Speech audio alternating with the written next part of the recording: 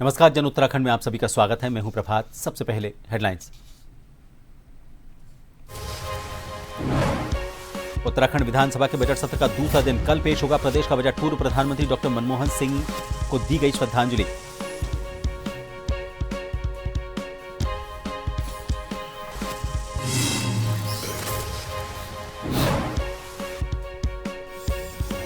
Dhami cabinet का बड़ा फैसला। प्रदेश में सशक्त कानून भू कानून पर लगी मोहर। त्रिवेंद्र सरकार के 2018 के सभी प्रावधान निरस्त। अब राज्य के बाहर के व्यक्ति हार्टिकल्चर और एग्रीकल्चर की भूमि नहीं खरीद पाएंगे। मंत्री प्रेमचंद अग्रवाल की शराब वाली टिप्पणी पर भड़के कांग्रेस एमएलए मदन बिष्ट। कहा, मुझसे माफी मांगे संसदीय कार्य मंत्री, अन्यथा करूंगा मानहानि का केस।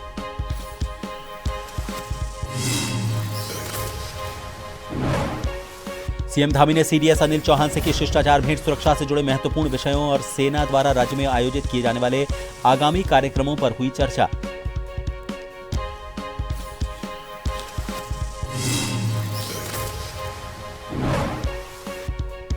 और उत्तराखंड के 7 जिलों में बारिश के आसार। 19 और 20 फरवरी को पर्वतीय जिलों में बदला रहेगा मौसम। मैदान में खिली रहेगी धूप।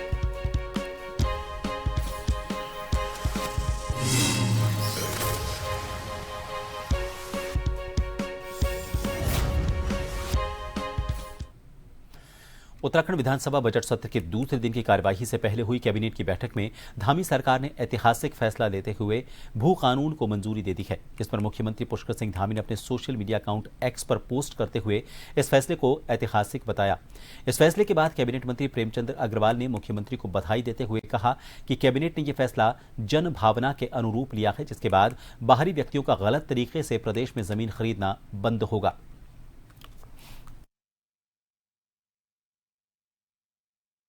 मुख्यमंत्री जी का मैं आभार व्यक्त कर रहा हूं, अभिनंदन कर रहा हूं, अपनी सरकार का धन्यवाद दे रहा हूं कि जो सख्त भू कानून लाने का एक माननीय मुख्यमंत्री ने कहा था इस सदन में लाएंगे, वो अब आज माननीय मंत्रिमंडल द्वारा पास किया गया है। अब हमारे बाहर के ऐसे लोग जो यहाँ आके और अपना हित साधने के लिए यहाँ की ज़मीन को खरीदते थे, उस प्रकार का उपयोग नहीं करते थे, उसके ऊपर अब नियंत्रण होगा। और जो हमारी जनभावना है उसका सम्मान करते हुए ये बहुत अच्छा निर्णय लिया गया है। भाजपा ने कैबिनेट मंत्री की ओर से भू कानून संशोधन विधेयक की मंजूरी पर खुशी जताते हुए इसे जनता से किया गया एक और वादा पूरा करने वाला बताया। प्रदेश अध्यक्ष महेंद्र भट्ट ने मुख्यमंत्री धामी का आभार जताते हुए कहा कि ये ठोस कदम राज्य के भू संसाधनों और मूल स्वरूप के संरक्षण को लेकर हमारी प्रतिबद्धता को दर्शाता है।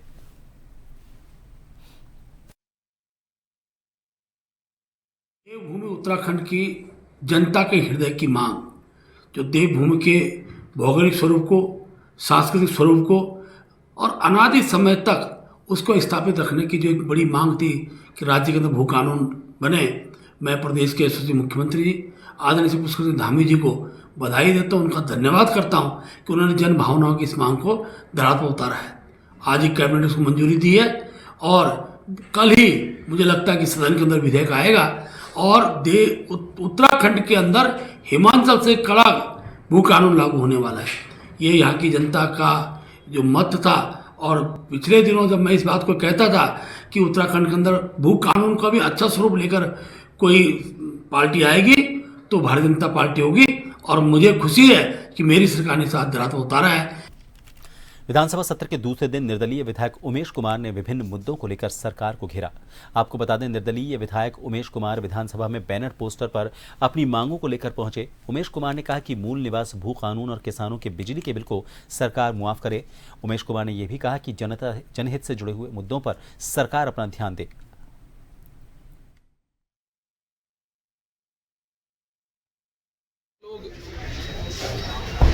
उग्र हो रहे हैं, आंदोलन हो रहे हैं, लोग अपनी मांगे रख रहे हैं। पहली मांग हमारी है कि राज्य में किसानों को एक विंडो बनाकर दी जाए, एक ऐसा आयोग का गठन किया जाए जहां किसानों की समस्त समस्याओं का निराकरण हो।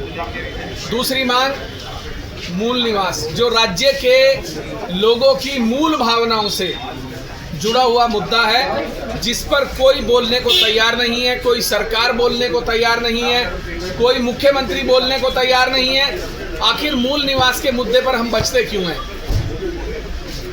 भू कानून, सख्त भू कानून लाने में हमें परहेज क्या है? हम सख्त भू कानून लाना क्यों नहीं चाहते? आखिर भू कानून से सरकार बचना क्यों चाहती है? मुख्यमंत्री पुष्कर सिंह धामी से विधानसभा देहरादून में chief of defence staff general Anil Chauhan ने शिष्टाचार भेंट की। इस अवसर पर मुख्यमंत्री और सीडीएस ने सुरक्षा से जुड़े विभिन्न महत्वपूर्ण विषयों और सेना द्वारा राज्य में आयोजित किए जाने वाले आगामी कार्यक्रमों पर चर्चा की। मुख्यमंत्री ने कहा कि उत्तराखंड सैन्य भूमि है। राज्य सरकार प्रदेश के युवाओं को रक्षा क्षेत्र में ज्यादा अवसर देने और राज्य की सुरक्षा और विकास को सुदृढ़ करने के लिए पूरी तरह से प्रतिबद्ध है।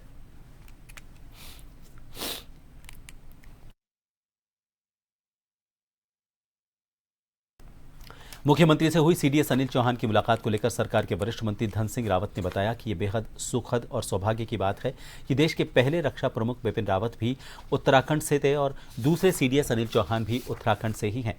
उन्होंने कहा कि इसके लिए ये भी बड़ी उपलब्धि है कि ये दोनों पौड़ी जिले से हैं। मंत्री धन सिंह रावत ने मुख्यमंत्री से हुई सीडीएस की मुलाकात के बारे में जानकारी देते हुए बताया कि मई के महीने में सीडीएस अनिल चौहान के पौड़ी जनपद में मौजूद गांव में सरकार एक बड़ा कार्यक्रम आयोजित करने जा रही है। उन्होंने कहा कि सीडीएस के गांव में होने वाले मई महीने के कार्यक्रम को लेकर मुख्यमंत्री और सीडीएस के बीच विस्तार से चर्चा हुई। देखिए, हम सबका सौभाग्य है कि प्रथम सीडीएस साहब भी हमारे पौड़ी जिले से थे और अभी जो द्वितीय सीडीएस है हमारे माननीय चौहान जी, वो भी हमारे जिले से हैं और हमारे उनकी मुलाकात होती रहती है। आज वो मुख्यमंत्री जी को मिलने आए थे, फिर मेरे साथ भी बैठे थे और हम मई में प्लान कर रहे हैं कि एक भव्य कार्यक्रम जो है हम उनके गांव में करने जा रहे हैं। उस संदर्भ में काफ़ी बातचीत उनसे हुई है और सेना के लिए भारत सरकार ने बहुत बड़ा काम किया है और हमारे सीडीएस चौहान जी का बहुत बड़ा योगदान है कि आप देख रहे होंगे कि छोटे से गांव से उठ के जो है भारत के सीडीएस बने हैं। हमने उनको शुभकामनाएं भी दी है और 1 मई में एक बड़ा कार्यक्रम में उनके गांव में आयोजित करने जा।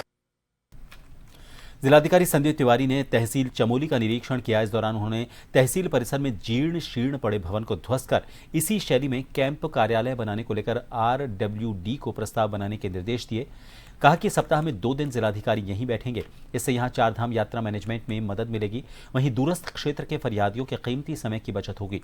इसके बाद जिलाधिकारी ने बुनकर केंद्र में कला अनुभाग बुनाई अनुभाग का निरीक्षण किया।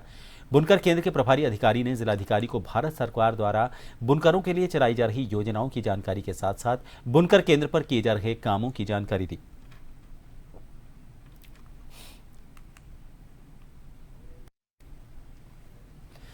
चंपावत जिले में लंबे समय से बरसात न होने के कारण जिले के पर्वतीय क्षेत्रों में सूखे के हालात हैं।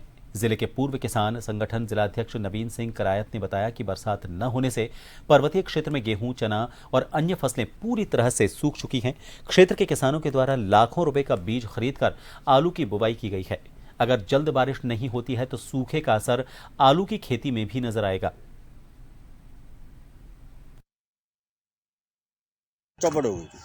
सर, ऐसा है, पिछले 3-4 महीनों से हमारे इस क्षेत्र में बारिश नहीं हुई है, जिसके कारण किसान बहुत बुरी तरीके से परेशान हो चुका है।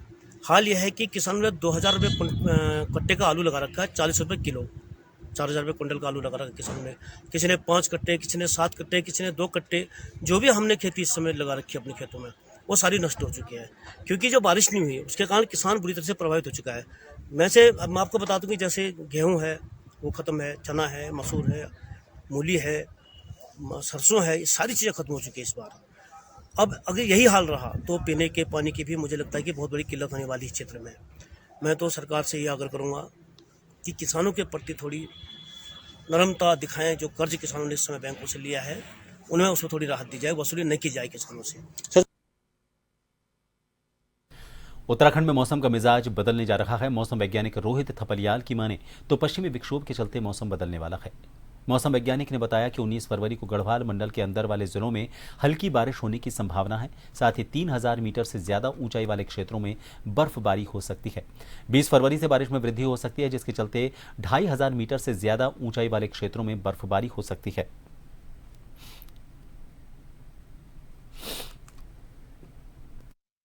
के मौसम को 19 और 20 तारीख को प्रभावित कर सकता है, जिसके चलते जो पीक एक्टिविटी 19 की रात से लेकर के 20 तारीख और थोड़ी बहुत 21 तारीख तक मिलने की संभावना है। इसमें 19 तारीख को उत्तराखंड के उत्तरकाशी, चमोली, पिथौरागढ़ या गढ़वाल में देहरादून, टिहरी और हरिद्वार जनपद में कहीं कहीं बहुत हल्की से हल्की वर्षा मिलने की संभावना है और 3200 या 3300 मीटर से अधिक ऊंचाई वाले क्षेत्रों में बर्फबारी मिल सकती है। इसमें जो पीक एक्टिविटी 20 तारीख को है, तो 20 तारीख को उत्तराखंड में अनेक स्थानों पे हल्की से मध्यम वर्षा और बर्फबारी मिलने की संभावना है। 2800 मीटर या उससे अधिक ऊंचाई वाले जो क्षेत्र हैं वहां पर बर्फबारी मिल सकती है। प्रीपेड स्मार्ट मीटर को लेकर दर्जनों आक्रोशित कांग्रेस कार्यकर्ताओं ने विधायक प्रतिनिधि डीके जोशी के नेतृत्व में बेरिया तिराहे पर उत्तराखंड सरकार और अडानी के खिलाफ जमकर नारेबाजी करते हुए पुतला फूंका। चेतावनी देते हुए उन्होंने कहा कि स्मार्ट प्रीपेड मीटर बाजपुर विधानसभा क्षेत्र में नहीं लगने देंगे। स्मार्ट प्रीपेड मीटर को लेकर सरकार जनता को गुमराह कर रही है।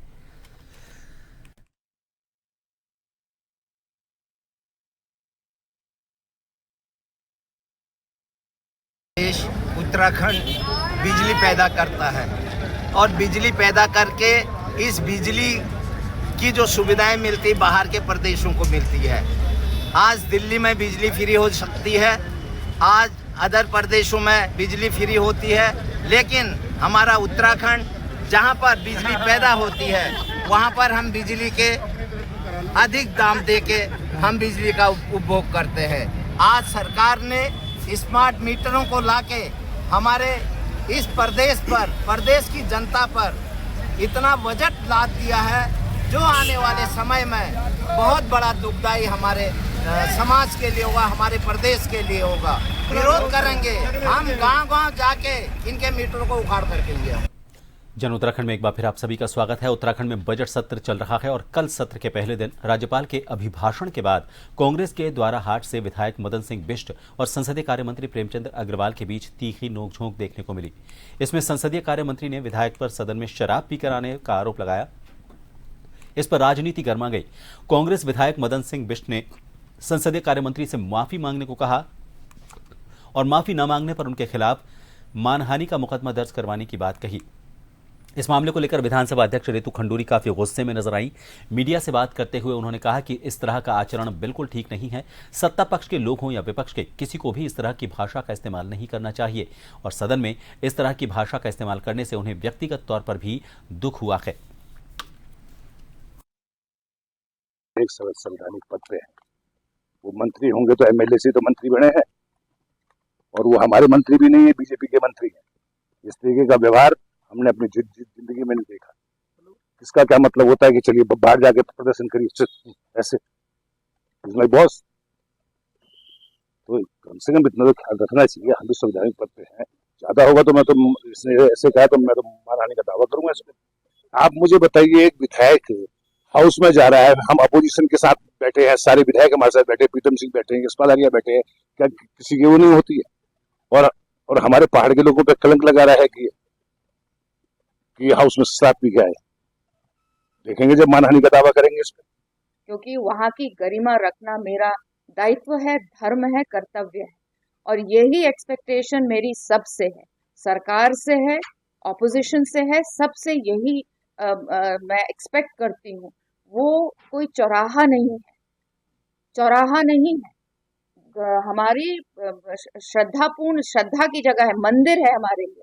क्या हम मंदिर में इस तरह का व्यवहार करते हैं, इस तरह की बातचीत करते हैं, इस तरह का झगड़ा करते हैं? तो मैं तो कल मुझे बहुत ज्यादा पर्सनली दुख हुआ कि गवर्नर साहब की गरिमा नहीं रखी गई, हमारे सदन की गरिमा नहीं रखी गई। तो ये इसको तो मैं कड़ी निंदा करती हूँ और ये शायद कोई भी सही सोचने वाला आदमी इसी तरह से सोचेगा तो बिल्कुल सही नहीं।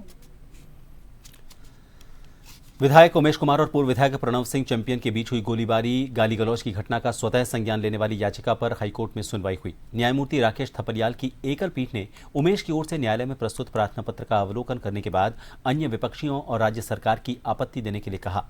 अगली सुनवाई 10 मार्च को होगी। विधायक शर्मा की तरफ से सर्वोच्च न्यायालय के वरिष्ठ अधिवक्ता कपिल सिब्बल ने उनका पक्ष रखा। पूर्व में कोर्ट ने इस प्रकरण पर कहा था कि देवभूमि में बाहुबली प्रदर्शन शर्मनाक और अक्षम्य है, इसकी वजह से देवभूमि देश में शर्मसार हुई है। कोर्ट ने यह भी कहा कि इन्होंने सुप्रीम कोर्ट की ओर से पारित अश्विनी कुमार उपाध्याय बनाम यूनियन ऑफ इंडिया में दिए गए आदेशों का पालन नहीं किया और न ही सरकार ने किया।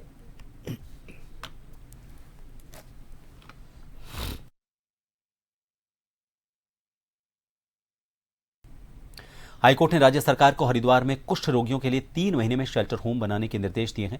मुख्य न्यायाधीश नरेंद्र और न्यायमूर्ति आशीष नैथानी की खंडपीठ ने गंगा किनारे व अन्य जगहों से कुष्ठ रोगियों को हटाने के मामले में स्वतः संज्ञान लेने वाली जनहित याचिका पर सुनवाई की।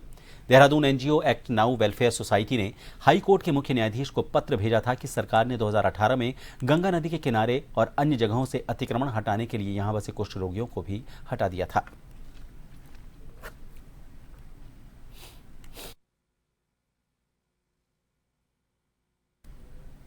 चंपावत जिले के रीठा साहिब क्षेत्र के धरसो ग्राम सभा में जेजेएम योजना मरम्मत कार्य में पार्टी ब्लॉक कार्यालय के कर्मचारियों की मदद से योजना में बिना मरम्मत काम किए आपदा मद से 2 लाख रुपए की धनराशि निकाल ली गई थी।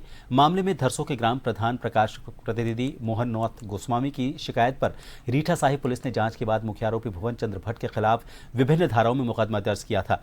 रीठा साहिब थाना अध्यक्ष कमलेश भट्ट ने बताया कि मामले के मुख्य आरोपी भुवन चंद्र को बीएनएस के तहत गिरफ्तार कर लिया गया है।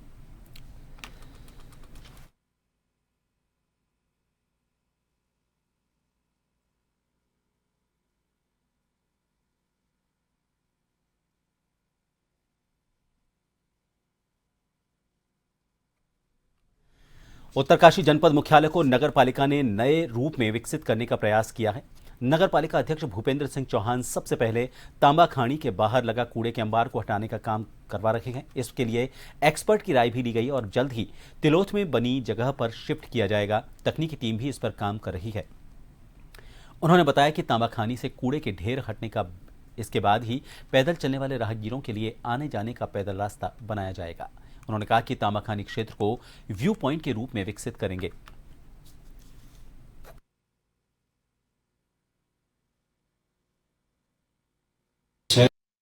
रोड है, अंदर मार्केट है, वहां से मैं इनको ठेली मुक्त कर रहा हूँ। इनको मैं एक जगह शिफ्ट करके फिलहाल टेम्परेरी व्यवस्था जो होती है, क्योंकि वो सड़क जो है आम लोगों के चलने के लिए है, ना कि वहाँ पे ठेली वहाँ पे रहे, फल हो चाहे सब्जी वाले कोई भी ठेली मैं सब कुछ शिफ्ट कर रहा हूँ ताकि हमारी जनता वहाँ से आराम से आ जा सके, शॉपिंग कर सके अपनी। और दुकानदारों को काफ़ी दिक्कत होती है उससे, और ये क्या कहते हैं हुजूम बना के अपना पूरा ठेली का नेटवर्क इन लोगों का है, ये सब मैं बर्दाश्त नहीं करूँगा। कि हमारे शौचालय बने उनको जल्दी से खाली करवा दिया जाएगा। हमारे कर्मचारी यहाँ जल संस्थान से बात करके उनको खाली करवा देंगे। दूसरा, हमने जो शहर में बड़े डस्टबिन थे उनको हटवा दिया गया है। हमारी 3 कूड़ा नई गाड़ी जो चल रही है कूड़ा की, वो प्रॉपर जहाँ पे रास्ते में कूड़ा पड़ता है उसको उठवा रही है। और बाकी जो हमारे कर्मचारी हों लगातार व्यवस्था बड़ीती से लेकर गणेशपुर तक स्वच्छता अभियान चला रहे हैं। आजकल वार्ड वाइज भी हमारा स्वच्छता अभियान चल रहा है। चमोली जिले का सबसे दूरस्थ गांव के रूप में जाना जाता है। बता दें कि डुमक गांव तक जाने के लिए कई किलोमीटर खड़ी चढ़ाई पार करनी होती है। इसकी समस्या के लिए डुमक गांव के ग्रामीण अपने ही गांव में कई बार सड़क की मांग पूरी न होने के चलते कई महीनों तक क्रमिक उपवास और धरना प्रदर्शन कर चुके हैं। इस क्रमिक उपवास धरना प्रदर्शन के दौरान ग्रामीणों ने शासन और प्रशासन की लापरवाही के चलते जमकर नारेबाजी भी की। अब सरकार के द्वारा डुमक गांव की आधी अधूरी सड़क की मंजूरी पूरी कर दी गई है। इसकी खुशी में ग्रामीणों ने प्रदेश के मुखिया पुष्कर सिंह धामी और चमोली जिले के जिलाधिकारी संदीप तिवारी और जन टीवी पत्रकार नवीन भंडारी का धन्यवाद दिया।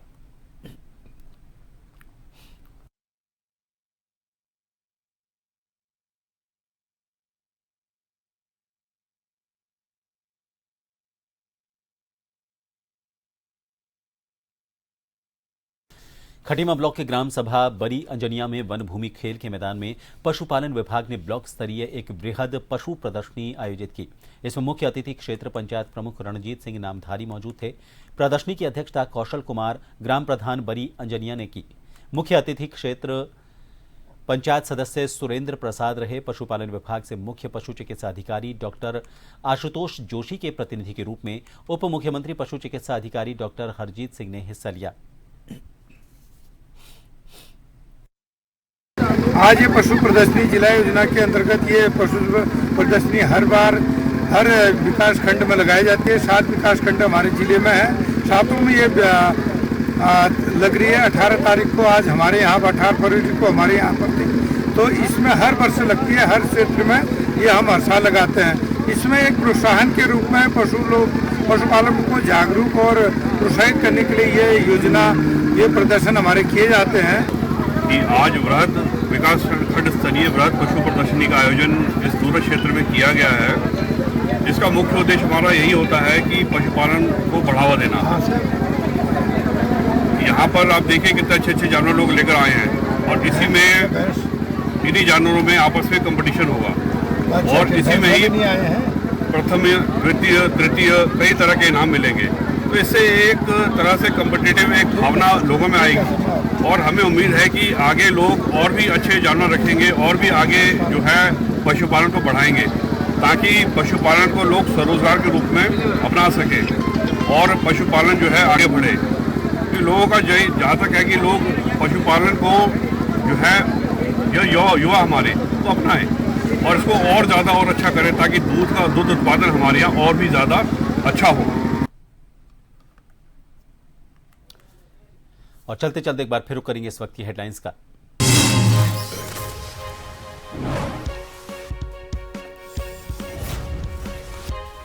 उत्तराखंड विधानसभा के बजट सत्र का दूसरा दिन कल पेश होगा प्रदेश का बजट। पूर्व प्रधानमंत्री डॉक्टर मनमोहन सिंह को दी गई श्रद्धांजलि।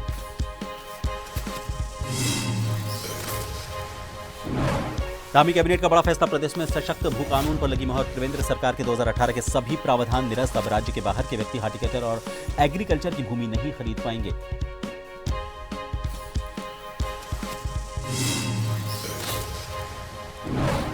मंत्री प्रेमचंद